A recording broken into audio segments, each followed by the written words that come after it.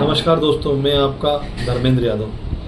मैं आज एक टॉपिक पर बात करना चाहता हूं कि हमारे जितने भी धार्मिक जो हम लोग धर्म के लिए जाते हैं, यात्राएं करने, धार्मिक उसके दर्शन के लिए, तो जितने भी धार्मिक जगहें पड़ती हैं वहाँ एक चीज़ देखने को मिलती है। कुछ तथाकथित लोग, पंडित और जो साधु संत रहते हैं वो तो एक अलग उनकी गरिमा है, लेकिन कुछ तथाकथित लोग सिर्फ पैसे को लेकर वहाँ कहीं ना कहीं धर्म को बदनाम करते हैं, जिससे कि दूसरे लोगों की प्रतिष्ठा पर ठेस पहुँचती है। इसको विशेष तौर से ध्यान रखना चाहिए, क्योंकि कहीं भी धार्मिक स्थान पर पैसे का महत्व नहीं होता है, भगवान का और ईश्वर का महत्व होता है। कुछ लोग क्या है, जबरदस्ती पकड़ कर पैसे को मांग करते हैं, पैसे के लिए वो करते हैं, जबकि जो हमारे साधु संत और जो हमारे प्राण प्रतिष्ठित लोग रहते हैं, उन सब चीज़ों को, इन सब चीज़ों से कोई मतलब नहीं रहता है।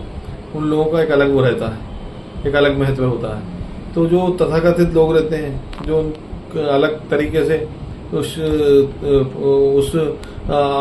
भेष में आकर कहीं ना कहीं वो अपने आप को एक आकर्षित करवाने का काम करते हैं और पैसे ऐंठने का काम करते हैं। पूजा पाठ के बहाने कहीं ना कहीं वो फायदे का बोलते हैं कि आपको ये फायदा होगा, ये फायदा होगा, जबकि हम तो भगवान के दर पे, स्वयं भगवान के दर पे गए हैं, तो वहाँ फायदा और नुकसान की बात को क्या हम समझेंगे। फायदा नुकसान तो सब ऊपर ईश्वर की देन है, वो ईश्वर ही सब देता है। जो हम उसके दर पे पहुंच गए हैं तो वही तय करेगा कि फायदा होगा कि नुकसान होगा।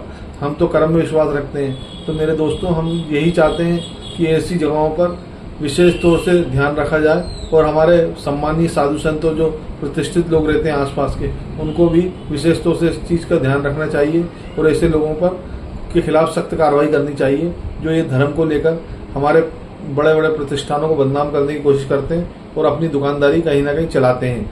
ये तथाकथित लोग धर्म को भी बदनाम करते हैं और हमारा जो हिंदू धर्म है उसको लेकर भी कहीं ना कहीं बाजार में, मतलब देश में और प्रदेश में उसकी प्रतिष्ठा को लेकर भी कहीं ना कहीं लोग ठेस पहुंचाते हैं कि देखिए होता हिंदू धर्म में तो ऐसे पैसे लेके वो किया जाता है, जबकि हमारे साधु संत और हमारे प्रतिष्ठित लोग, हमारे पंडित और जो ब्राह्मण लोग रहते हैं, वो कभी ऐसी चीज़ों को कभी भी संरक्षण नहीं देते हैं, वो हमेशा खिलाफ रहते हैं। तो मेरे दोस्तों, आप लोग इस चीज़ पर विशेष ध्यान दीजिए और ये जरूरी है।